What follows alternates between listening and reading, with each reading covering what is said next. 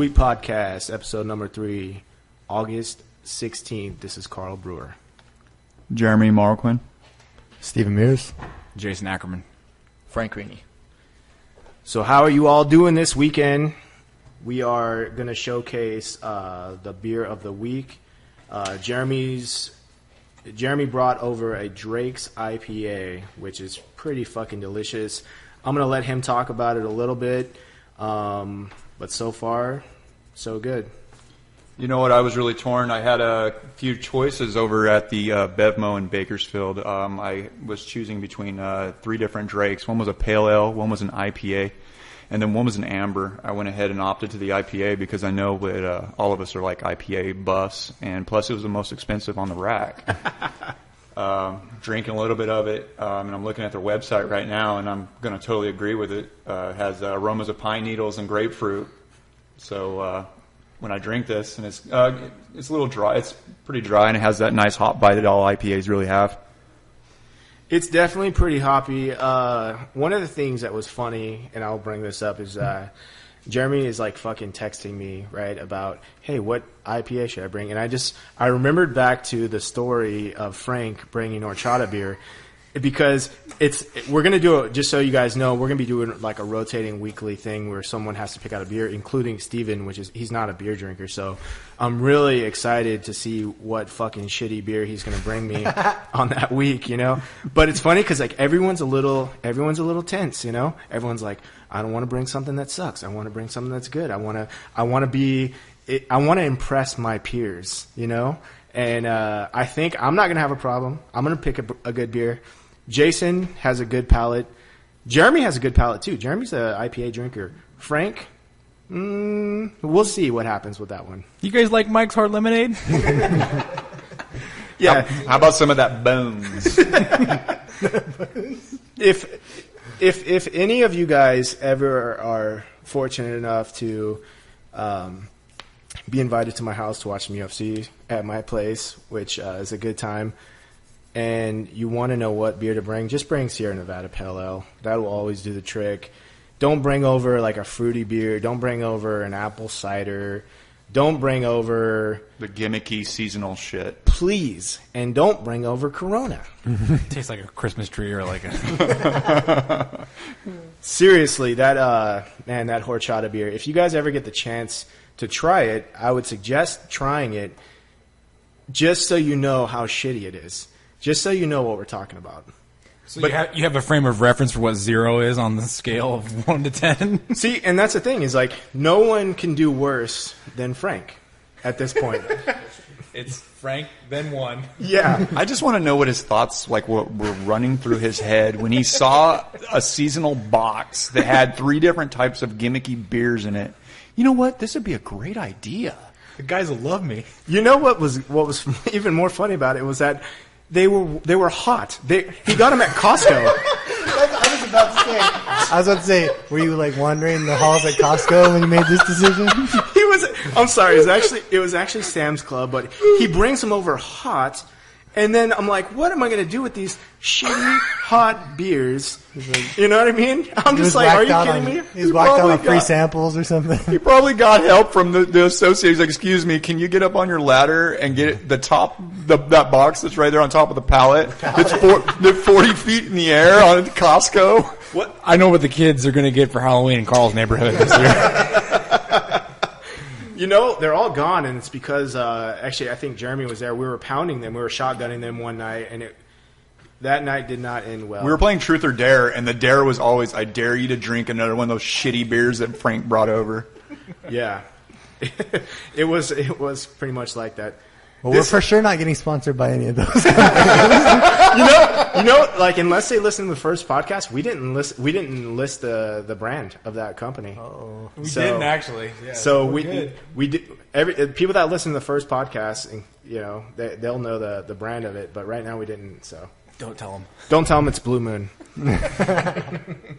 But yeah, this Drake's has a little bit of a malty flavor, a little bit sweeter than some of the other pale ales and IPAs that we drink, but still does definitely have that grapefruit, little bit of dry grass hoppiness to it. So Good job, Jeremy. Way better than Frank. Very drinkable. Not a session, but at the same time, for a regular IPA, very drinkable. No, it's 7%, so it's not. No, yeah, it's not. The end of this podcast might get interesting. Yeah. We'll put it that way. It usually does. So we wanted to actually go over the Facebook questions next. We actually got a couple good questions. So let me bring those up real quick. So the first question is from Danny Aguilar, who is a person that we all train with. His question is, he's just saying that he didn't get to watch the EBI, the Eddie Bravo Invitational 4, but he watched Metamoris, and he wanted to kind of our interpretation on the production value of the Eddie Bravo Invitational versus Metamoris, and then overall like the rules versus the two. So Danny Aguilar really wanted to know the difference between the EBI, the Eddie Bravo Invitational, versus the Metamoris production value, as well as the rule set. So I watched both events, and it's going to be interesting to see. Everyone sitting here has seen an Eddie Bravo Invitational or Metamoris previously. So we're just going to kind of give you our interpretation of rules as well as production value of both. What do you guys think? Well, I went to EBI, and I have never actually been to a Metamoris event. I've seen the Metamoris events, but as far as I'm concerned, the EBI was off the hook. I would probably, if it's possible, I'm going to try and drive down to all of the events. I was actually sitting there thinking that this will probably happen in a large venue one day, and it might not even be in LA. It could be really big. It was a little wonky. I don't know how it was live streaming it, but they had a couple problems with the audio visual stuff. But apart from that, it went pretty well, and it looked cool. It was like, it made it exciting, it was smoke and lights going on, As far as the production value goes, didn't see this Metamoris, saw some of the EBI. The older Metamorises seem to try to be almost a little more, not professional, but appeal to, I would say, maybe a broader audience, whereas the EBI seems like very much like a exclusive thing, or like very much like, you have to be with the in crowd to be here type of environment, so to speak. And then as far as the rule set, I think they're interesting. The EBIs is interesting because I think it's action. It's really trying to push the action. Metamoris, I find interesting, and I think to the average viewer may or may not find it interesting, because I feel like Metamoris allows for the players to determine a lot more than EBI does, whereas they have that overtime with the escapes. Both are no points, but Metamoris gives the draw or the submission win. I'm personally okay with the draw because I can watch a match and determine who won on my own. Maybe to a casual viewer, they might not be able to. Fuck draws. Draws suck. I don't like draws. I don't either. have a problem with draws because I can watch a match and know that dude dominated the other guy. I don't care if it was points or not. That dude got walked on. But he didn't win, though, right? So he did win. It doesn't. Okay, just because the rule set of the tournament doesn't allow for there to be a quote unquote W, doesn't mean that I, as a jiu-jitsu practitioner, can't watch and understand what happened. Yeah, and I agree with that. But the only reason you think he won is because you're influenced by this point-based system already that's previous, right? Well, because you're looking at it like, oh, that's a sweep, that would have been 2 points. Oh, that's a pass, that would have been 3 points. And you're looking at those positions, but what if the guy that got completely dominated by positionally, but like he got closer to a sub? Well, okay, who won the match? This is what I'll say too. Traditionally, now granted, jiu-jitsu, especially sport jiu-jitsu, and MMA have taken different paths at this point in time. Traditionally, though, jiu-jitsu was scored based off of if punches were being thrown and if it was a fight. I'm sorry, if you get your guard passed and mounted, I don't care if you almost get a sub at the end and the guy escapes. You got mounted. You would have gotten your ass kicked on the street. And if this was a real combat situation, you would have been eating elbows and punches and headbutts, whatever else that guy could have done to you to hurt you. And you would have had minimal recourse to what he was doing if he was mounted or on your back or whatever dominant position, so to speak. And granted, submission attempts are very important, and they should be given weight. And I'm not saying they shouldn't, but at the same time, if you get walked on and you get dominated, I don't need someone to tell me that who won or who lost, so to speak. I can determine that myself. And that was kind of always the scope that I look at jiu-jitsu with, and what I always try to train with too was that, if this was a real situation, as real as it could possibly be, because granted, we're all wearing gis, we're in a comfortable environment, we're on a mat, so it's different than a real situation. But I do believe that ultimately the original concept of scoring and the original idea of the essence of what jiu-jitsu was about was combat. And that's what you even got with judo and with traditional jiu-jitsu from Japan, with the samurai and with all that stuff. Some of these positions, it was for warfare, and if you were dominated positionally, they were able to pull out a knife and stab you and kill you, or and this is after they had lost their swords, so to speak, or whatever else maybe. But the point is that this is so in what respect does that make it okay for a draw? Because I don't need someone to tell me who won. But you just basically said said something about having a finality to the situation. But I can determine that by watching it. I don't need someone to tell me. Let me ask you something. Do you like dance competitions? Like you got served? No. Okay. Now, basically, listen. No, seriously. Listen for a second. Okay, so basically, it's a dance competition. I'm following his line. No, you know exactly where I'm going with this. Okay, so I have no idea each both of them are like doing their thing. You ever watch those stupid movies where he's like, "Ooh, you got served." Yeah. Oh, yeah. Okay. Absolutely. Whoa. Maybe we should. Absolutely. What are you guys talking about right now? So basically, what I'm saying is there's but an you guys art. are like, there, have you ever seen this? And then you guys are like, absolutely. I watched you guys. Absolutely. No, just keep a little going. bit sarcastic. Anyway. Absolutely. Absolutely. No, but what I'm saying is there's a great dancing going on. Everybody's like, you know what? They both did really good, right? There was a show going on. Right. Okay. Did anybody really win? No. In my mind, nobody really won that dance subjective, competition. right? It's absolutely subjective. But we're not dancing. That is basically, it is an art. But it is an art right, form. but I particularly like a Mad Max type thing where two men are entering and ultimately one man is leaving. And Jason and I were talking about this yesterday. I would prefer a sudden death. I would prefer some sort of like. That's what I'm saying. There's a finality. There's a finite a decision, So in my opinion, that's the main difference between Metamoris and the EBI is that even though you might not like the way EBI does define how it's going to be played out, who the winner is going to be, Metamoris, there's nothing less desirable than a draw, in my opinion, even though that you can see that someone won, right? Like Eddie Bravo versus Holloway, right? Exactly. Everyone knew Eddie Bravo dominated the match positionally, but he didn't get the finish, though. And the reason I would say that he did win that match is because he was closer to finishing, right? But still, you want to see someone win, right? But, and you guys compete, we all compete, right? We know how to play the game to where you can win on points and everything. And I understand everything you guys are saying about all that, right? And looking at a match that way. But these formats are exclusively for the finish, right? And people are going to take more risks and get their guard pass more in that position because they know that that's what it's about. So you can't even judge it that way because if someone gets a guard pass, they could have not been as effective as defending that because they know that there's no points. Let me clarify something, or at least from my perspective, clarify something. I don't think any of these tournaments at all are about only the sub, because if they were only about the sub, they would have no time limit and be only about the sub. They only have a realistically, give or take, 20 minutes worth of the viewer's attention span to keep, and so they try to squeeze everything into that time frame. And if they don't get what they want out of that time frame, they give them a draw. And I understand that.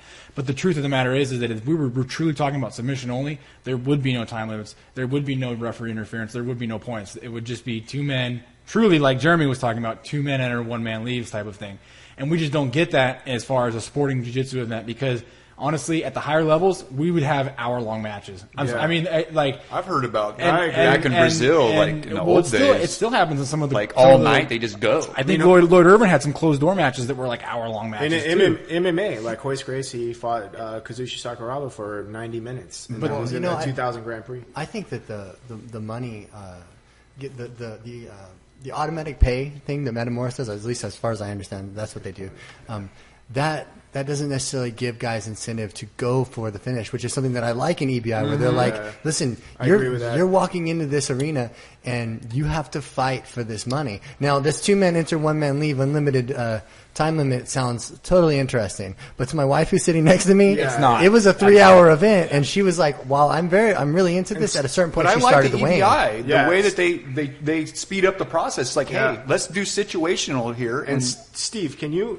Earlier we were talking before we started recording. We were talking about it was your wife's first event, right? Right. And can you just talk about that a little bit? Yeah. So for me as a player, I'm going to be into it either way. I'm going to go to Metamoris, and I'm going to be into the movement. I'm going to be into the position. I'm going to be into the strategy of the game. But for my wife, she's going to like freak out at Metamoris because she's bored out of her mind. She might be having fun for the first match. With the EBI, right? But for the for the Metamoris. Oh, but for the third event, she might be not so interested. But the rule set in EBI, scripting it right at the beginning, she got to see it. She said she got an understanding of it, and it allowed for a more exciting event for her, something that she could interact with. And then by the end of the night, she was like, okay, I want that person to win. And she was really into the players. And so it made it exciting for the regular person. Can I ask you, do you think it's because there was going to be a finality in the situation? I think so. I mean, the people were really going for it. And that's average. That's an average person. And let me clarify. I don't disagree with any of this conversation. That yes, it's going to be more entertaining. But the point is that if we're talking about the person who is the best on the mat, all of this interference, and even when Carl was talking earlier about, there is a definitive answer as far as someone scores because they escaped or someone does this. I'm not even saying that I don't like EBI's rules. I want to let it keep playing out and see where it goes, because the more people that compete in it, the more people that can compete on a consistent basis in it, we'll see how people, quote unquote, play the rule set. Just like you do in the IBJJF, just like you do in Abu Dhabi, just like you do in any grappling sport. You see how people play the rule set. And what I'm getting at is that when there's a rule set to be played and there's not a submission, and that is the only finality, then everything else is not moot, but it just changes everything. So what I'm getting at is not that I'm like, so that's why I'm okay with the draw, because in my mind, if it's not to the submission, if it's anything else, then it's all subjective and it's all up to the eye of the beholder. But at the same time, EBI is much more, or could potentially be much more fan friendly because of pushing the action. But pushing the action doesn't mean that you are necessarily determining who the best grappler is. Yeah. And actually, I will agree with Jason on that. There was a moment where it looked like when Joe Soto was going against Gio Martinez. There was a moment where they were going, and it looked like Eddie was talking to Joe and telling him to do something. He did. Yeah, he had his back. He said, "Come on, let's go, action, let's move." He had his back, which actually I didn't agree with that. I don't agree with that because within the rule set, it could have hurt. It could have hurt Joe because I think Eddie should get out of the way and let the players play. Yeah, he opened up though. Joe Soto opened up right after that, and then Gio got out of the back control, right? Which the problem with who did Gio represent? 10th Planet, obviously. Which is an interesting thing. So people might argue, well, we shouldn't have Eddie there, and they say, well, he's there just for these extreme circumstances. But in that one moment, we saw his bias exploited, where he obviously, for sure he wants Gio to win. I heard something that, I saw bits and pieces of the matches, so I can't say that I watched the whole event, but I did hear some complaints as far as Joe Soto was, quote unquote, shobbing some of the. I disagree with that statement. I don't know because I didn't watch, but that was some of my concern with the escape points. Joe Soto was 100% playing people's guards and making their guards look weak. Gio had they were in like a 50-50 position. Joe Soto was engaging. There was a moment where around there was about 3 minutes left. Joe Soto disengaged, reset, but then initially went back into his guard, and then Gio was on his butt, right? Like, and this is I don't care if you're a jiu-jitsu player and you're on your butt and you're telling someone to engage, you better stand the heck up and get a takedown and dominate and you make your opportunities. You don't ask someone to come in your guard. I agree. That's right. What I agree. Sure. But if sitting there in the audience, Boogie, his brother, is on the side. I forget his name. They just call him the Boogeyman. He's on the side, and he is like livid at this the stalling that's going on. I mean, there were moments where Soto's standing up and kind of walking around and picking where he's going to start engaging, and it was milking the clock. And so from a fan position, we're watching this person not really do anything. We're watching him kind of stand there, And I agree, but here's the thing. Stand up, and there's Yeah. no problem. That's a and good point. And Gio- that's where I agree. Gio Stand needs up. to stand up. Yeah. Should have stood up. And the same thing could be said for Zhao Miao. Like,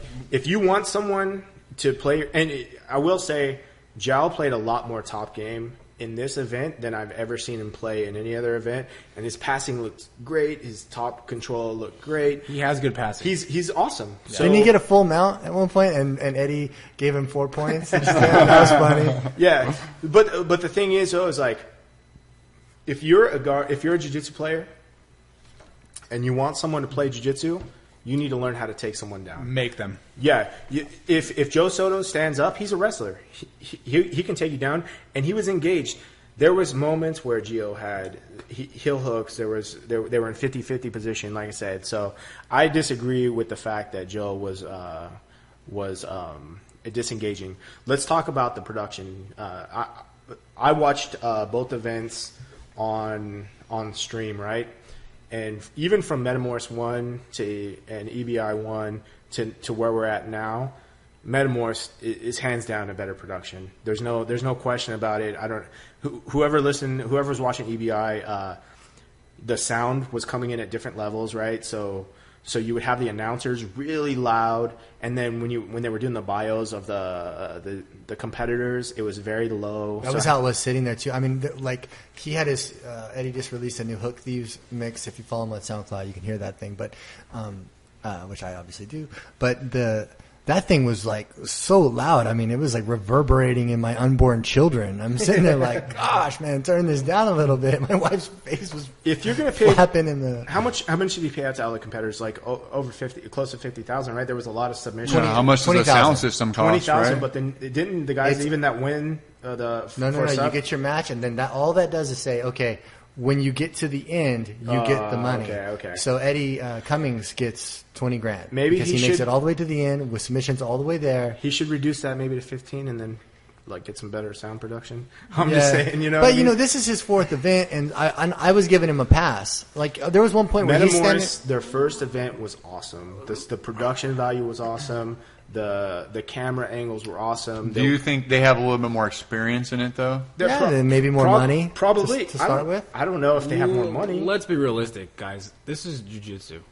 Like, we're talking about 10 years ago, you'd show up to a tournament and they were 2 hours behind. And Today, you Or could maybe do 2 that. hours ago. yeah, exactly. Not even 10 years, and the rules were subjective, and so I think you also got to look at how far jiu-jitsu's come in general, or just grappling in general. I'm just answering the question though of what was better as far as production value, And I agree that it's still awesome that we're able to stream like a really cool event. Like the EBI, I had more. Well, I mean, Metamoris had a lot of good action too. There was a lot of good submissions. I think there was only 2 that went the distance within the Metamoris.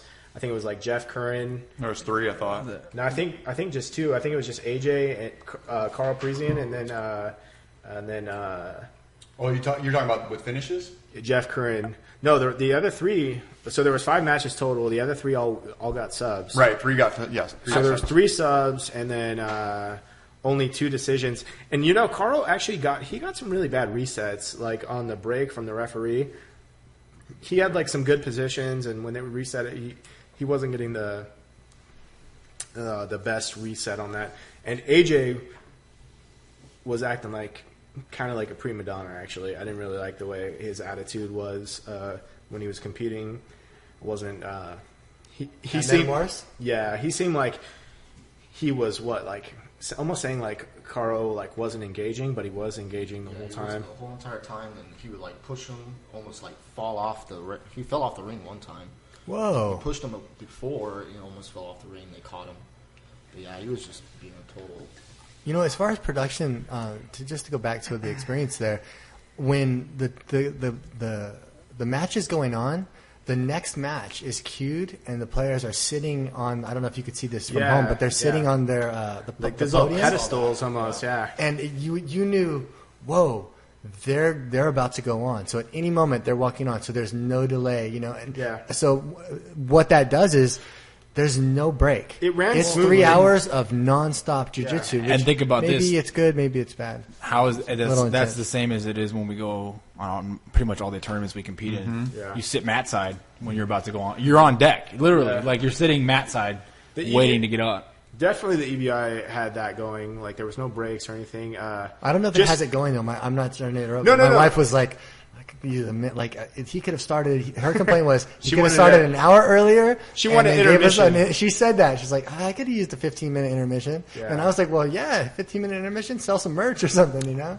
One thing that I was, some of the Metamoris results were honestly a little more interesting to me than some of the EBI results. The EBI results was fairly in line with what I thought. I mean, I had Meow picked, honestly. And he lost to Soto, who would have been my second dark horse pick. My first dark horse pick was Barrett Yoshida. And what then, did you think of Meow's performance? You know what? This is what I'll say. I think that Joe Soto beating Meow did Cummings a favor. I think Meow would have beat Cummings, to be honest with you. And I think that I think that Meow is – this rule set is probably something he's not as familiar with as far as what he's used to with the IBJJF. And also, Meow's a small guy. He competes at – he's the smaller of the two, isn't he? He's the rooster weight. Yeah. So that means he competes at – what is that, 129 with the Guion or something like that? Yeah. So he's going against Joe Soto, who fights at 155, right? No, he fights at 135. What does he walk around at? Yeah, he probably walks – but they all had to weigh in. What did they weigh in at, though? 135. And what time? I don't know, but Soto looked swole. Well, that's what I'm going to say. Meow gets on there and he's 130. I don't know. I'm not saying that's what he was when he weighed in, but I'm saying. Yeah, I think it was the day before. But like, I would say that the size wasn't the problem for Meow. What it was Joe's his balance was really well. When Meow was engaging, even when Joe Soto was on his back. Right, like he was playing guard. He was giving a lot of people that I would have thought would have been able to pass his guard a lot easier problems. And he was playing like a really basic spider guard with like feet on the hips, keeping people away with that, and then he would go to like a single leg butterfly guard. You're talking about Soto, right? Correct. Can I say something? Something that you bring up about the spider guard. If you watch a lot of guys that train good jiu-jitsu for MMA, they use that distance for MMA. And I feel like an event like EBI really benefits a lot of the MMA guys because obviously it's no-gi, but also like what you're talking about, using that distance to and with the lack of points, there's not as much of a concern about I have to sweep this guy, I have to do this, I have to do that, and play all these crazy different positions. I can put myself in a comfortable position that I'm training all the time for MMA and also escapes. For MMA, I don't doubt for a second that MMA guys train, and guys like Joe Soto train a lot of escapes.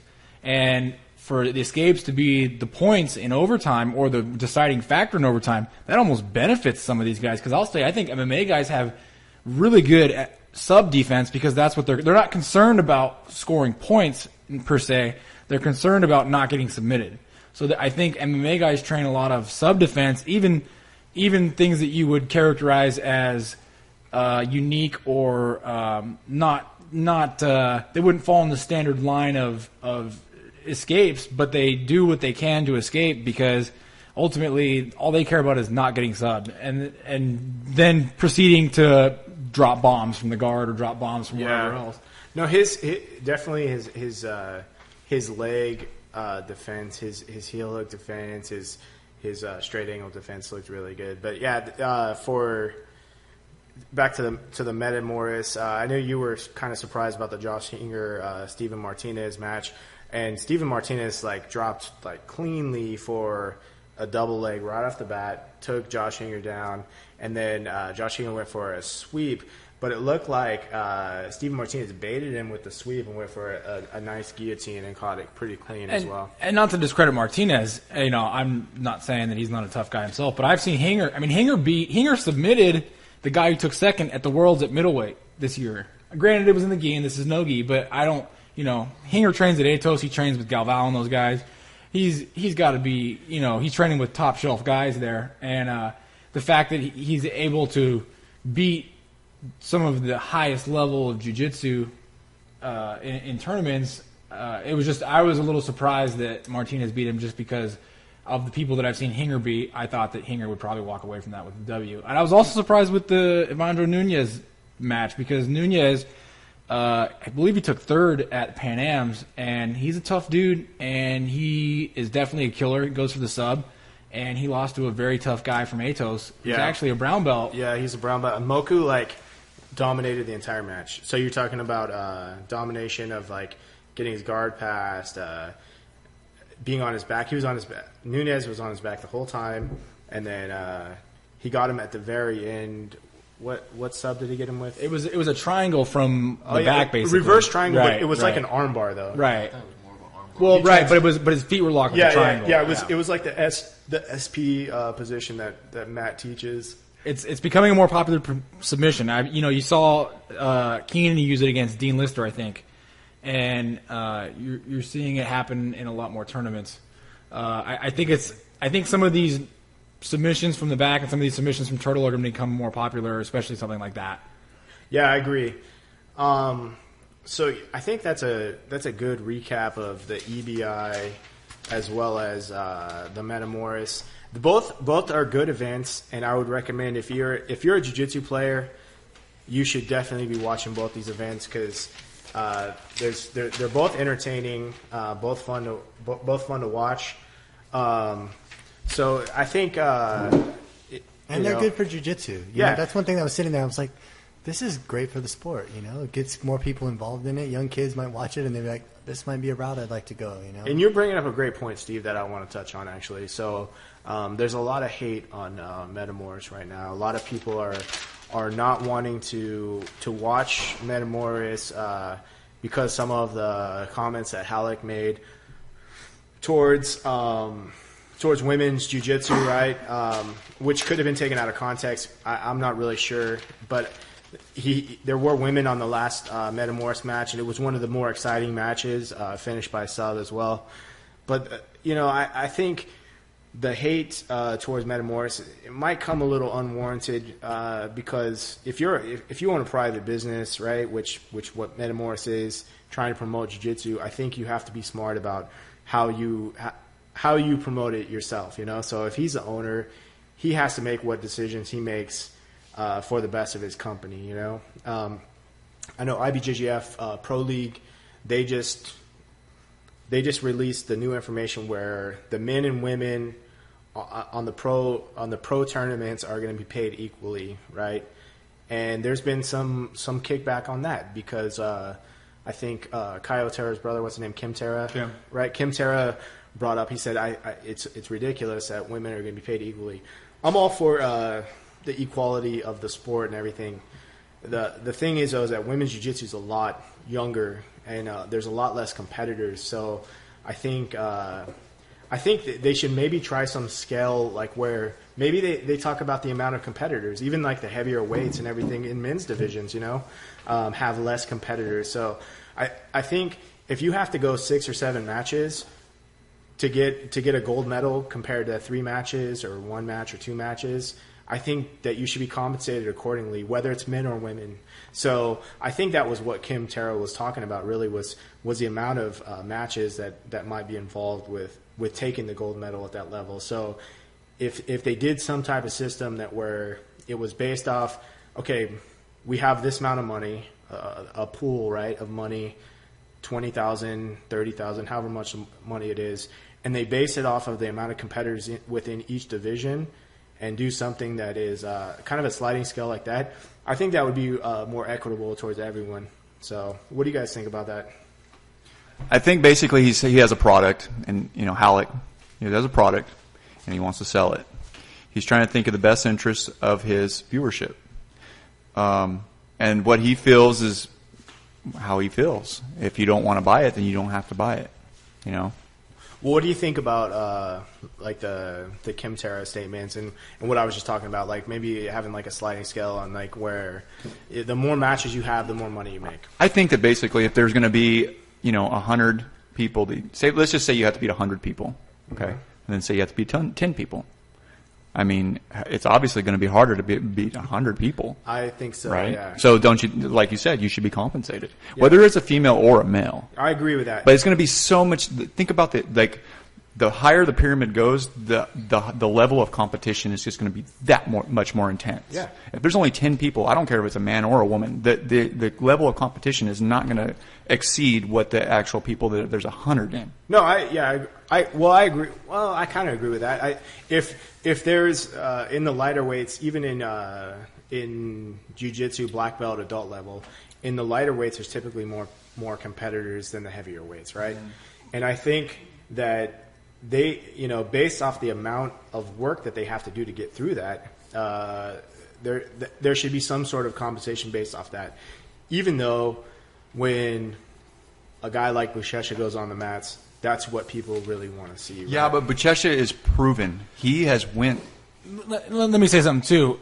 You know what? At the lighter weights, and then at the heavier weights, you have less people. So it's not so much that when you use the term lighter weights, I mean depends on in reference. I'm talking to what. about any weight lighter than me. Well, right. So you're going to have the most people at middleweight. The reason you're going to have the most people at middleweight is most human beings that are athletic, that are males, that do jiu-jitsu fall into that category. I mean, we're not NFL players. We're not pro basketball players. A lot of us are average guys. So the middleweight category has the deepest talent pool as far as the human race is concerned. Lightweight and medium heavy are being the next closest probably. Because, again, those are also closest to the center line as far as middleweight. And as you progress further up and as you progress further down, you tend to get less and less of a talent pool, so to speak, whereas at the rooster weights, if you watch the rooster weights, I'm not saying that those guys aren't phenomenal. Bruno Malfacine and, whoever else is down there, Kyle Terra, they're extremely talented, but the level of guys or the number of guys that are on that level is smaller than the number of guys that are on that level at middleweight. And conversely, at ultra heavy or super heavy even a little more than ultra heavy, you don't have as many guys that are on that level. Now, the guy who won the absolute this year is super heavy, and he also won his division. But of the heavier divisions, his division didn't seem as deep as heavy or ultra heavy. Yet he still won the absolute. But I'm just saying that the further away, and I'm not discrediting what he's got because that dude wrecked shop. I mean, he beat everybody, and I would have really been interested to see him go against Buchecha or Rodolfo this year. Unfortunately, he didn't because Buchecha got hurt and Rodolfo didn't compete, which is, I kind of feel bad for him because that might have been his opportunity to avenge previous losses. But the point is that the further you get from middle, the smaller the talent pool, I think, becomes either direction, whether it's down or up. With the exception of lightweight, sometimes I feel like lightweight has pretty close to as many as middle. Medium heavy, you could maybe make that argument, but it seems like a lot of the medium heavy guys lately have been moving up to heavy, at least the current trend, so to speak. I agree with what you're saying, though, that bell curve. But, do you think that the compensation should be based off of the amount of competitors within your bracket?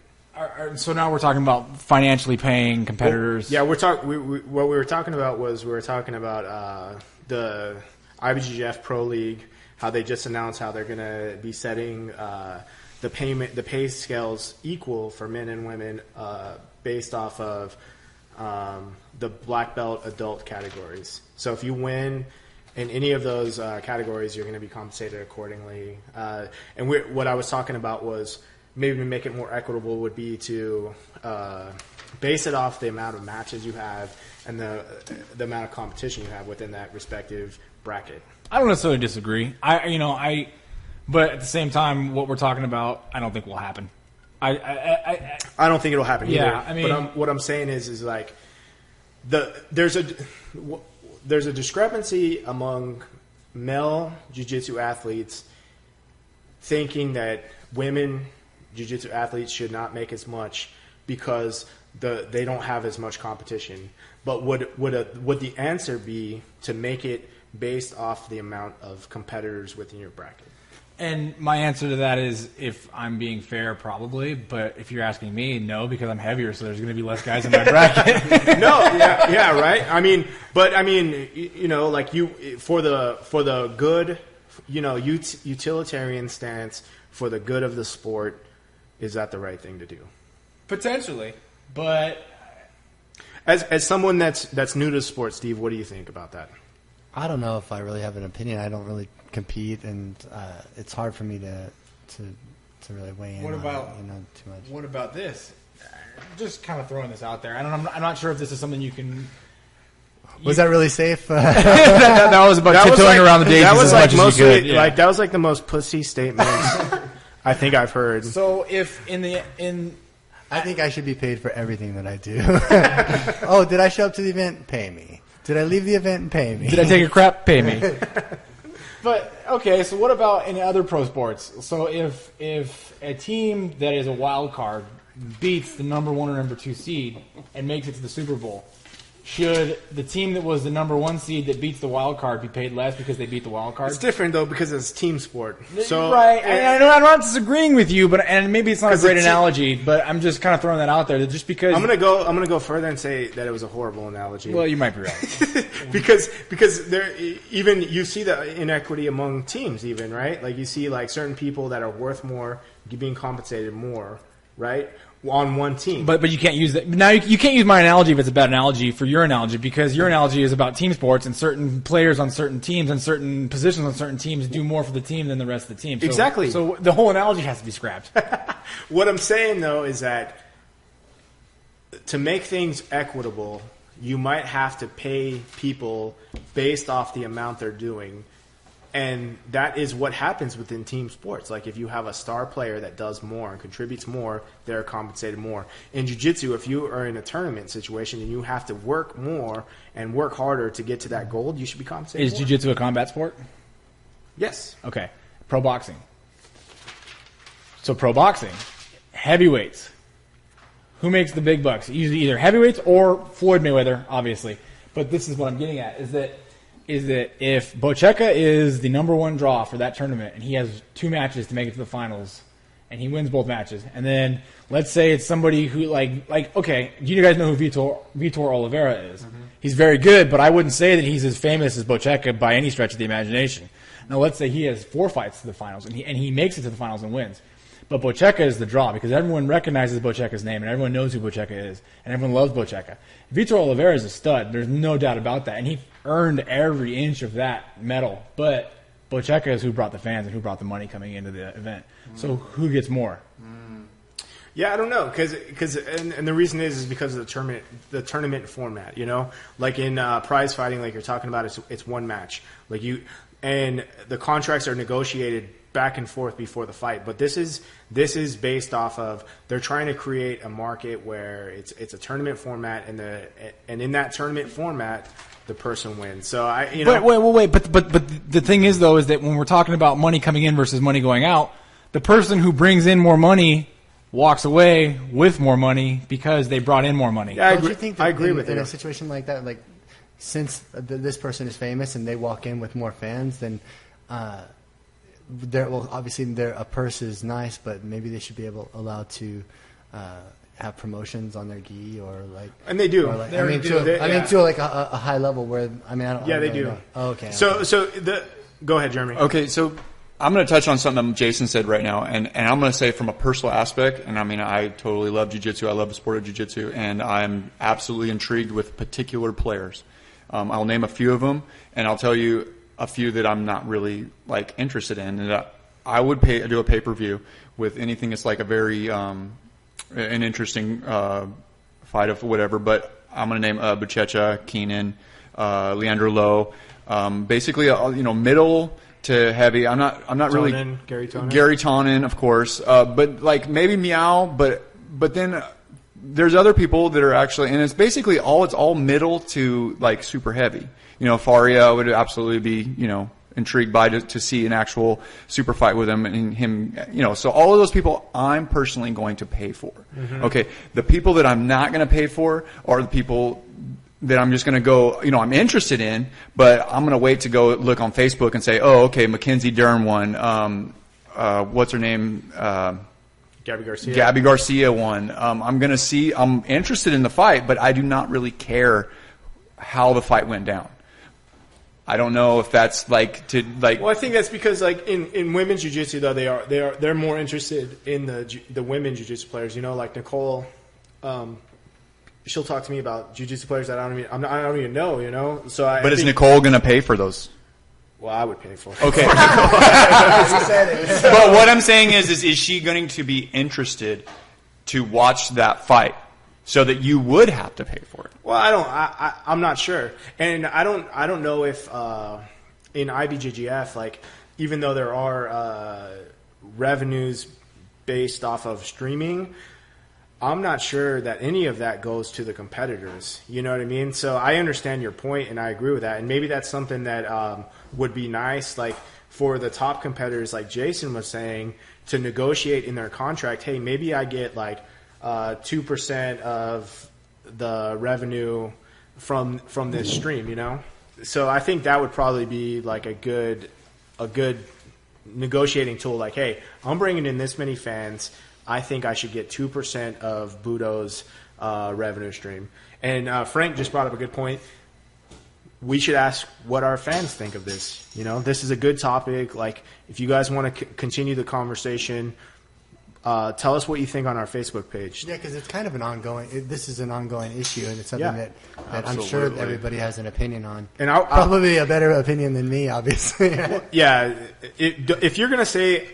Don't post on our Facebook page and say, because I'm so new at jiu-jitsu, I really don't have an opinion. Everyone should have an opinion. Because I already covered that opinion. You can relate it to anything else. Basically, just don't say that, though. So, we have awesome female competitors in our own gym. We have a team of female competitors that go out and just destroy competitions and represent. So I'm interested to see what everyone thinks about this topic, So we do have another question, though, that we got to get to from our Facebook page, and it's a really good question. I think it's going to bring up a lot of good topics. So, okay, Edwin brought up the question, will a union help UFC fighters or hurt them, and can it be possible to implement? So I want to hear what you guys have to say. I know what I think about it, but I want to hear what you guys have to say first. Okay, so I can basically say what a union will do for the fighters, okay? They'll give them a drug testing. It'll give them health coverage. It'll give them representation. They would have a retirement once their fighting career is over. And then basically you'd have a collective bargaining agreement. I think that the actual UFC is kind of worried that they would have a collective voice at that point.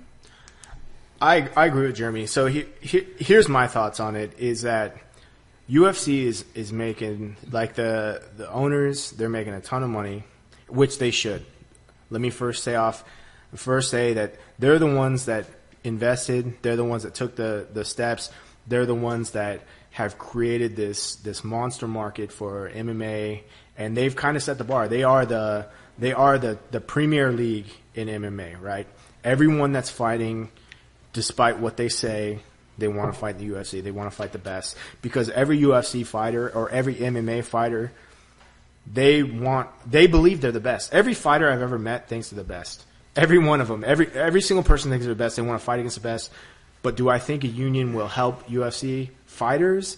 I think it will be great for the fighters. I think for the fighters, every other major sporting organization has a union, right? And they're set up with a retirement and everything. That's the main problem to me within the UFC or MMA in general, is that there's no retirement plan, and you have to dedicate so much of your time and so much of your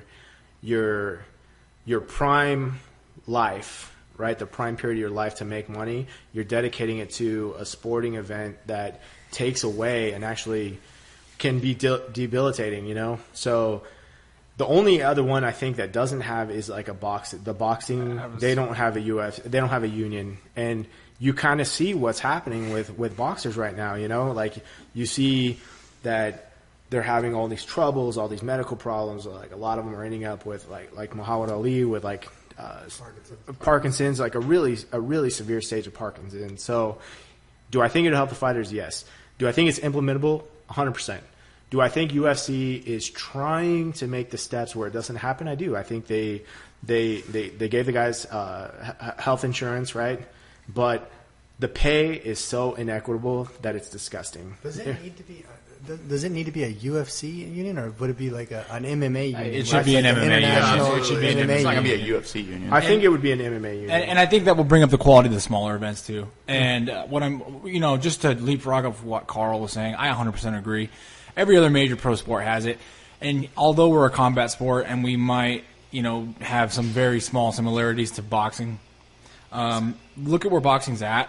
And this is basically an opportunity to, in my mind, correct that as far as combat sports goes. The union will definitely benefit the fighters. And the owners and the promoters of UFC, they already have a voice. And yes, they do deserve a lot of the money and a lot of the financial compensation that they've gotten, because they were, quote unquote, the people that put their money where their mouth is, so to speak, or put their selves on the line. But who kept it going? Because after they initially got it started, who kept it going? It's the fighters. It's the fighters, exactly.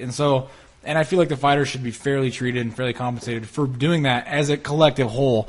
And whether it's just through medical, retirements, and better pay, and all that stuff, I feel like overall it will improve the sport. And I think it's our opportunity to kind of, quote unquote, do the right thing as far as combat sports go, because this is our combat sport for our generation. Boxing was my dad's or my grandpa's generation of combat sports, and not that boxing's not good, because it still is great, and I love watching boxing too. Yeah, but I love watching. But you see some of the problems that are deeply ingrained in boxing, and we have the opportunity, I think, to change that while MMA is still in its younger stages, and I think that's kind of what this is about. I agree with what Jason's saying. I think besides the retirement, the pay discrepancy among like the headliners to the bottom guys is like, it's too much. The starting contract right now, for those of you guys who don't know, for the UFC, this is like you've worked your way in the lower shows, making $500-600 a fight, up to I've known some guys that made $3,000 a fight, $1,500 to fight, $1,500 to win. Sometimes you can make $3,000 show, $3,000 win, right? So in the Premier League of MMA right now, you're getting $8,000 to start, $8,000 to show, $8,000 to win. So you have the potential of making $16,000, and then if you could get a bonus, you have the potential of making $68,000, right? The problem with that is that if you say you come out and you lose like a split decision, but it was a fantastic fight. You gave everything you had. You only make $8,000. You lose a split decision. You made $8,000. You maybe fight 3 times a year, if you're lucky. 3-4 times max. So you're looking at $24,000 to $32,000 a year. But you also have your training fees and you have management fees, right? Absolutely. So you have your management fees, which are, I think Rightfully so too, but no, yeah, I agree with that. But American Top Team, they released their management fees. I think it's like 5% now, which is really low. That's not very high. No, yeah, average is between 10 and 20% for management fees of your purse, right? Your fight purse, and then because they fight for all your sponsors, they take care of all your sponsorship work.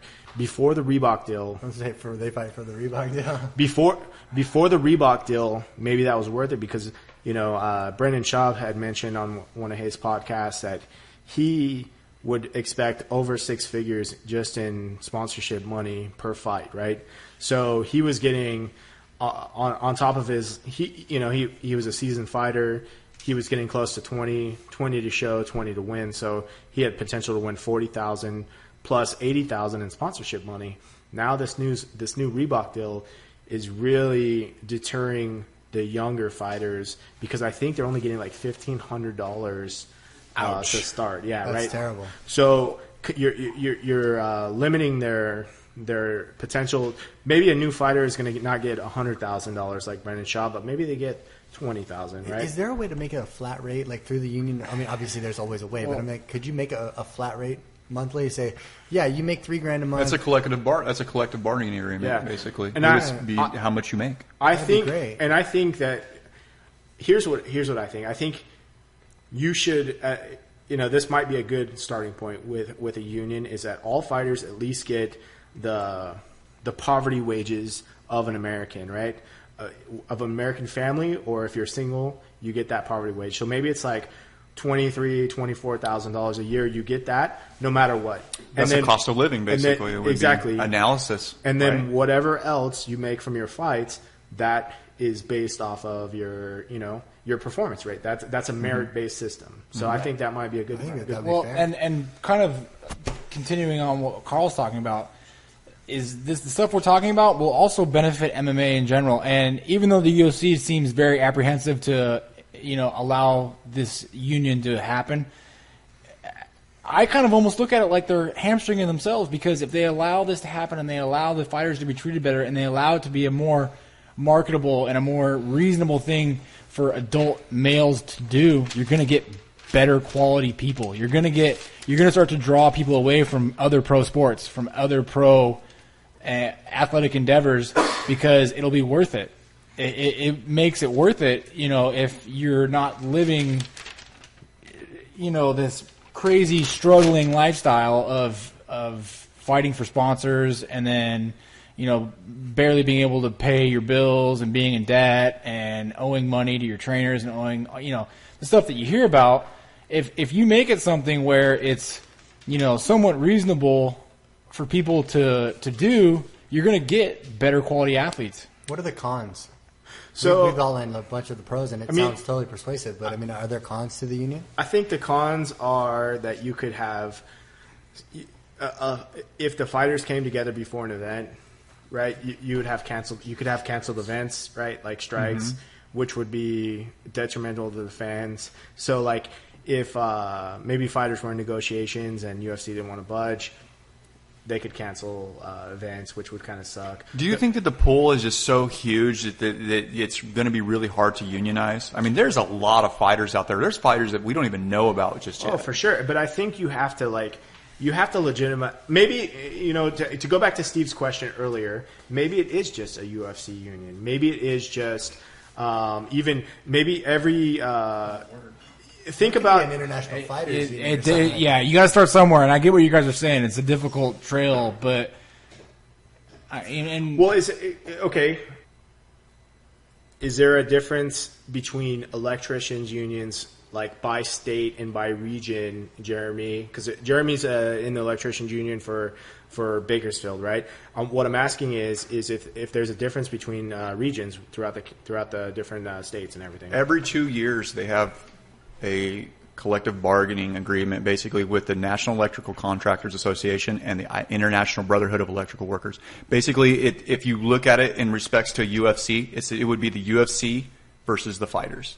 Okay, so every 2 years they say, hey, here's what we're going to do. Here's how much it costs to live here. Here's how much it costs. So it's based off cost of living. It's basically cost of living. And then not only that, it also goes into like, so if you were an electrician in Alabama, you would make less. It's called scale. There's a working scale no matter where you go. So it could be. It probably is, but I don't know. But like say you go in San Francisco. San Francisco costs a hell of a lot more money to live in Bakersfield. So is the prevailing wage more in San Francisco than Absolutely. Oh yeah, for sure it is. Okay. See, and so I think that's an answer to your question, Steve, is like, or just to kind of add on, does it make sense to break it down by organization or something? I think that it might, because obviously Strikeforce, they're not bringing in the revenue that UFC is, right? So maybe it should be revenue based. Like maybe some of the smaller organizations that aren't bringing as much money, maybe they should have to disclose how much money they're making to the athletic commissions, which they should be doing already anyway. But then maybe it's just guaranteed a certain percentage of your revenues has to go out to the fighters. And maybe it's as simple as that. Maybe it pushes the smaller organizations to take care of their guys more so they don't leave and go join the union. And then that makes the value of that other organization or the fighters in that, they get better. They get taken. And you're already seeing that with Bellator, right? Like we're going to see a big thing happen with You're Bellator, seeing high-level fighters leaving UFC to go to Bellator. Guys that probably shouldn't have left, that are leaving, going to Bellator, and I think it's based mostly. Josh Thompson was like the previous lightweight who left, and Josh Thompson is a top 5 lightweight in the world, right? He fought for the title. He's fought Ben Henderson. He's a multi-time Strikeforce lightweight champion. So you have top level guys leaving the UFC, and it's based, I would say, almost purely on the Reebok deal. So the Reebok deal is really impacting the high level fighters to make the income that they were previously. So even though I will say that I believe that the Reebok deal will be better for the fighters in the long term. Yeah, I've thought about that myself, that maybe a few years down the line when they get it all ironed out and they get this thing, they get it worked out, it could be a big deal. Yeah. Right now, though, it seems to suck, and it seems to suck for Reebok. I mean, I haven't been excited to go buy any Reeboks. I definitely, as of late. I will say that I like that the shorts are clean and I don't have to see Condom Depot on everyone's ass. Dynamic fasteners, or dynamic fasteners, whatever that is. Which I will say that it looks cleaner, but they were really selling it on customization, and I'm just not getting that. I'm not getting any customization except for a last name on the shorts. I have mixed feelings. I think it's kind of like you got to break a few eggs to make an omelet type of thing. You know, I do feel like there are definitely fighters that are suffering that should not, but at the same time, in the long haul, big picture, are they going somewhere with this? They might be. I don't know. But I don't feel like – I look at the compensation, and based off of what Carl was saying earlier and what I've also read and heard, I don't know that the compensation is acceptable unless UFC is going to pay the fighters more. Make up the money somehow. You know, if some of these guys were making $20,000, $30,000, $40,000 from sponsors, $100,000 from sponsors, and now they're making – 15. Yeah, that's not fair. Like that's not bananas, absolutely man. not. And I agree with I kind of like Steven's idea of a monthly stipend while you're under contract. You know, I think that might be a really good answer, and we might see it without a union in the next couple of years. You know, which would be great. Well, I think it's crazy. Just real quick, it's crazy to hear.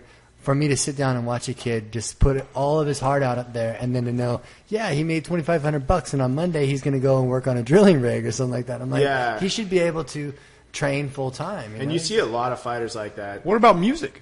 I mean, it's the same thing. I mean, some people are making a lot of money and some people aren't. I mean, I don't know. But the difference is, I guess, if MTV was playing the music and then they weren't making money, you know what I mean? Because iTunes type of deal, right? Yeah, but even iTunes, it's based off sales, though, right? Well, they're giving away their. Yeah, that's another.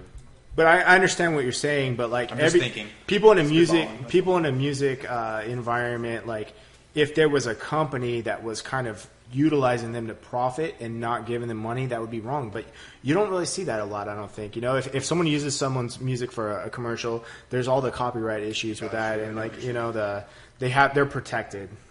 And what are you going to do playing music? Sprain a finger? We gotta move on. There's one more question. I don't know really how serious it was. It's from our friend Sean Starkey. He asked. Oh, Sean Stark. Yeah, he asked if the 50-50 guard is still effective, and what are our comments on basically this modern style of jiu-jitsu, 50-50 jiu-jitsu, and kind of those aspects of jiu-jitsu. Before we answer that question, though, I want to say our previous comment, our previous conversation that we're talking about unions and everything, we definitely want to hear what you guys think. So definitely add your comments to our Facebook page. We will interact with you on there, and we will definitely keep this conversation going. Let us know what you guys think. If there's any good solutions, if you liked any of our solutions, keep it going. Can I start off with the 50-50? Please. I don't want to hear anything else except for Jason talk about how much he hates 50-50 guard. Or how much he loves 50-50 guard. I'll say, as of late, I don't hate it, but I think if we're talking about the context of IBJJF, 50-50 is definitely not as prevalent, definitely not as effective, definitely not as, they changed the rule set a little bit. Because there's no reverse heel hooks, right? Yeah. And that's the second part of it. Now, if we're talking no-gi and we're talking Abu Dhabi or we're talking EBI, now it's a different can of worms because of reverse heel hooks, and there's, I think ultimately that's the biggest threat right there, is that there's the potential for reverse heel hooks, and that changes the position a lot, But as far as 50-50 being prevalent on any level of IBJJF, honestly, the last time I saw it was when I was a brown belt, and that was in, I think, 2013 or 2014. Yeah. At the Pan Ams. Did they outlaw the 50-50? That's what they didn't outlaw it. They changed the rule set to where I believe, you know what, I'm not even going to try to, you know what, I'm not sure what like the a time limit. It's a time limit, yeah. You know what I think it is? I think it's that you don't get the advantage if You don't get the stand advantage up. if you stand up anymore. Exactly. Like after the first one or something. And honestly, I have mixed feelings about changing rules to be like that, but at the same time, having competed against guys that literally held 50-50 for almost the whole match and won based off of advantages from the 50-50. Did we just learn Jason's weakness? Everyone at class, next week, just go ahead and get Jason the 50-50 guard. Jump to 50-50. If Good you luck, can. guys, because I've been working on it. But Well, good luck, because I'm going to go home and start work. You know? but the point is that anything, 50-50 is one of those positions that I feel like was more. It was easier to stall with than a lot of other positions. Now there are other positions you can stall with, but if you watched jiu-jitsu a couple years ago, it was extremely boring, and it looked like Cesar Mizerces, like that South Park episode, and it kind of got old, But if they were going for something, like you've seen in some of the Abu Dhabi videos or maybe some of the other Nogi videos where they're actually going for heel hooks and stuff like that, it can be a dangerous position. Yeah. I mean, you can even see Bocheca. He caught Crone in a knee bar from 50-50, and to me, I was disappointed because it was Crone, but at the same time, that shows you that the 50-50 can be dangerous even under the IBJJF context, but that's with guys that are going for it. So I don't know that it's necessarily inherently the position. It's also the people abusing the position. It's the rule set, right? And now the rule set has changed to where it's not advantageous, so no one uses it anymore. Yeah. And honestly, I don't think I can't remember the last time I've seen 50-50 except for, like I said, when I was a brown belt, and it was like 2013 or 2000. I was definitely tired of seeing Keenan and Paulo or Jiao get into that 50-50 position, pretend like they were going for toe holds for 7 minutes, and then stand up. And Keenan would stand up. And let me say, there are a lot of toe holds from 50-50 that I feel are absolutely dog shit. They're just not that effective. There's not enough torque on them to really pop someone's foot. I mean, maybe in training when someone's being cool and trying to be like, hey, quote unquote catch and release or whatever you want to call it. But I just think that as far as actually dangerous finishing moves that are going to break someone's shit off, we're talking about the inverted heel hooks and do you remember maybe the knee bars or some of the footlocks, but the toe holds, I remember, I can recall a match I had at Nogi Worlds as a brown belt where dude's tough and he kept going for toe holds in 50-50, but they weren't even close. I mean, they weren't even it was almost like we were just killing time. It almost feels like someone's tickling you. Well, I wasn't going to say that, but at the same time, I just felt like he was trying to stay active enough to not get penalized and stay in a safe spot. And I don't feel like it's a good spot to finish some of those toe holds a lot of toe holds that I see as far as 50-50 goes. All right. Anyone else want to talk about 50-50 position? All I want to say is, do you guys remember ADCC? It was a couple years ago with Meow and Keenan. Oh yeah, and they both got DQ'd. Was that ADC? I don't think it was ADCC. I don't think it was ADCC. I think it was the Abu Dhabi. Oh, Abu Dhabi. Okay, yeah. The pro. It was in the third world. Yeah, it was at Abu Dhabi. Yeah, I agree. And they both got a double DQ. I remember. That's all that I'm going to agree with that ref. Yes, I'm going to agree with that rule set. Once that happens, just poof, be gone. I agree with that. So we are going to go into UFC, the next fight card. We wanted to talk about kind of some of our picks. There's a few interesting fights. So Max Holloway, Charles Olivera, definitely going to be an entertaining fight. Charles Olivera he's one of my favorite fighters. Max Holloway is on a killing spree though. So I'm going to pick Max Holloway on this. I think he's the more well-rounded fighter, but this is just like a fight that fans want to love, and they're gonna, no matter what, we're all gonna be winners on this fight. So what do you got? Who do you got, Frank? I'm going with Max Holloway. I love his fast. He's freaking aggressive. He's just, like you said, he's coming up in this world and showing it in the UFC, and I'm going with Max, definitely. You know what?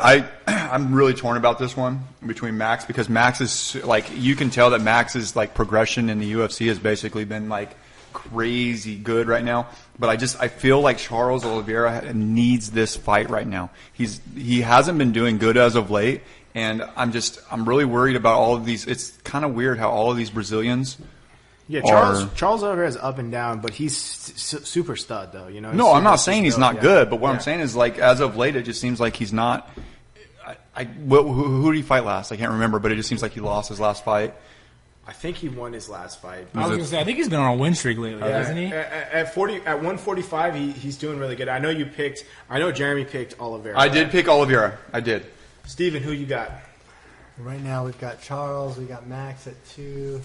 So I'm going to go with Charles. And unless he picks Charles, then I think I'm going to go with Max. So you got. I got him on my draft. Steven is going. Yeah, Jeremy sent me this earlier today. That's how I knew he was going with Oliveira. And like I said, I really don't care who wins this fight.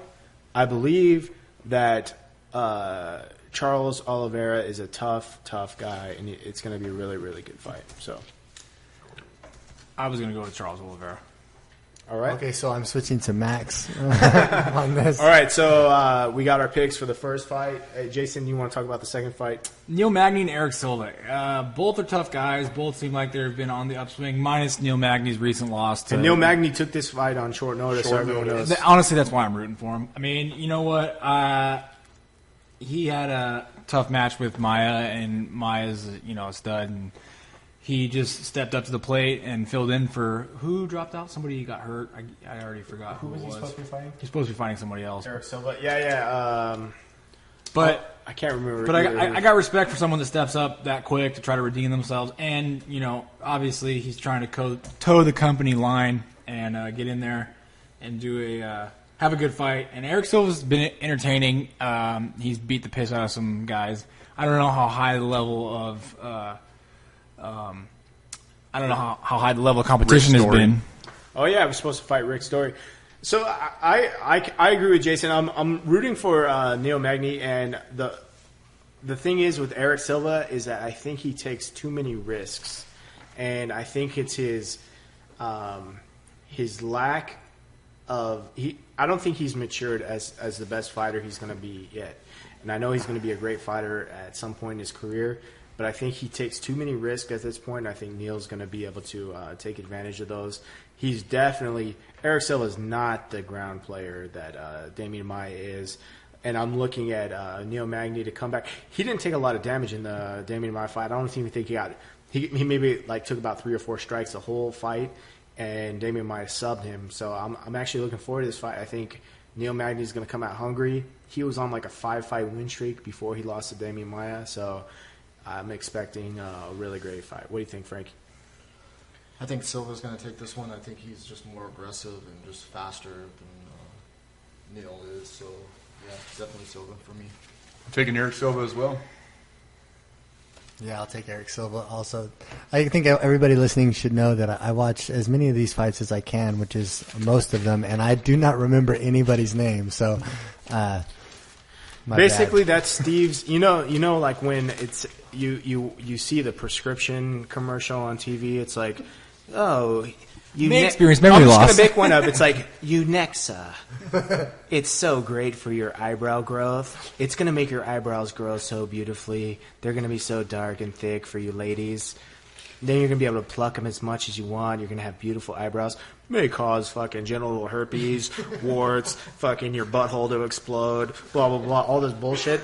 That's basically what Steven just said. Colon polyps. I don't think that's basically what I just said, but I'm pretty sure synopsis. I'm pretty sure it just had to do with me not remembering their names. But I'm pretty sure verbatim that's what you just said. All right, next subject. I got Josh Berkman. Cote's tough, but you know what? Josh looked really good against Hector Lombard, and I'm kind of rooting for him as the crossover from, what was he in, World Star? Or World Series? World Star. World Star. World Series. Street Fighters actually did start on World Star. But you know what? I liked his performance with Hector, and Cote's all right, but he's French, French Canadian, and I got to root for the American. So I don't know. I liked how Josh fought with Hector. I was joking about the French Canadian thing. I don't really care where the fighter's from, but he went out there and he backtracking. A little bit. Backpedal. But you know what? You know what I was impressed with Berkman, honestly, though, with the Hector fight was that he wasn't afraid to trade and he didn't get knocked out. And so that's why I don't think that Cote can knock him out. And I think that Berkman, if you factor in the rest of his fighting ability, is better than Cote. So that's why I think that Berkman will win this fight because he can take a punch, and he's not afraid to stand in the pocket. And I also think the rest of his skill set will probably carry him past Cote. I couldn't disagree with anything Jason said more. I think Patrick Cote is going to control the range. Josh Berkman, he looked horrible against Hector Lombard. He gassed out. Both of them looked gassed out and tired, like really fast. Yeah, was he able to keep standing? For sure. But Hector Lombard gasses out. If he doesn't finish the first round, he gasses out. He looks horrible too. I don't know if anyone remembers Hector Lombard, Paul Harris fight, but that was like the most atrocious fight I've ever seen that was on a pay-per-view event ever. But I think Patrick Cote, with the experience, with the cardio, Patrick Cote does not stop. So his cardio is going to take him towards this fight. Josh Berkman, I will agree with Jason that Josh Berkman has looked really good lately. He guillotined John Fitch before coming to the UFC, which was a huge win on his part. But Patrick Cote has seen it all, fought with the best, right? Fought against Anderson Silva. And I think he's going to be able to easily handle anything Josh Berkman. Here's what I don't see. I don't see how Josh Berkman wins the fight. I don't see how he puts him away. And I see a lot of ways Patrick Cote could put Josh Berkman away. The one thing I just want to throw in there, too, is I don't know what you're talking about with this cardio with Cote, because I've seen him gas a few times, too. Yeah, I have too. I don't know that Cote is Tell me, name a fight. There's been a couple. I mean, that's my point. Well, wait. Okay, so what was his name? The Cat Smasher. Wasn't that like a sloppy ass, like, what's his name? Lieben. Chris Lieben? Yeah. Yeah, it was probably sloppy because Chris Lieben. Whoa. Okay, so it was Chris Lieben's fault that he gassed out. I don't know. Well, actually, honestly, now we're getting into territory where I'm not even sure what fights I'm recalling because I've been drinking. But no, the reason Josh Berkman did not look good against Hector Lombard. The only thing he did was survive. Well, but that's that. Okay, but honestly, if you watch the fight, Hector Lombard was trying to finish him. It wasn't like Hector went out there and was like patty caking with him. It looked like Hector was throwing some serious bombs, and Josh was either being evasive or surviving him. And what else is Cote going to do? Cote's not nearly as good of a grappler as Lombard, and I don't think he's as good of a striker. Oh, I would disagree with that. I don't think he's nearly as good of a striker. I think he's a better striker. He also has he has way better footwork. His combinations are way better. All right, we'll be talking about this next week, Jason. I know. We'll be talking about this next week. I'm interested to see how this plans out. I'm going to go with Josh too. I think when Patrick gets his game plan taken away, he gets frustrated and he has no answers for it. And I think Josh can take that game plan away from Patrick Cote, so I'm with Josh on this one. The crazy thing is I actually have the first 3 fights on my DraftKings, and I took Patrick Cote. I'm going for, basically on DraftKings, what it works out to be is you don't want to see a decision. You want to see a finish. And that's where I think that Cote is going to win, is he has to finish. Otherwise, I think Berkman's going to take the fight. So if it's not a finish, you think Berkman will win? Yes, absolutely. I kind of agree with that. Absolutely. I actually disagree with you as well. Okay. I think Patrick Cote can win a decision. I hope he can, but I'm not saying he can't, but I think if No, Cote wins... No, you had your chance. You already said he couldn't. It was like a 5-minute chance. This is like He had a 5-minute chance, and then he rebuttal. He's like, wait a second. I'd like to We didn't even talk about how he was going to finish. we could treat this like the floor of the Senate, and I could yield my time to the distinguished gentleman to my left who could comment ahead, on Steve. Patrick Cote. Who do you got, Steve? I got Patrick Cote. Hell yeah. There we go. Because you're a fucking winner. Yeah, because I'm a winner. You hear that, Patrick Cote? I got you because I'm a winner. Really, those are the only 3 fights I actually wanted to go over on the next UFC. There's actually there's a ton of good fights, but those are the 3 main ones that I think our fans will care about. All right, thanks everyone for listening. It's been a lot of good topics. If you guys want any topics discussed, please post to our Facebook. We're actually setting up a Twitter account as well, so we will provide that information on our Facebook for our Twitter account. And also, we're going to be posting to Stitcher soon, as well as SoundCloud. We're going to set up SoundCloud this week, and we're also looking into setting up our iTunes account. So thank you guys. We really appreciate all the support and all the questions. Hopefully you guys enjoyed it. Have a great night. It's been awesome. Thanks, guys.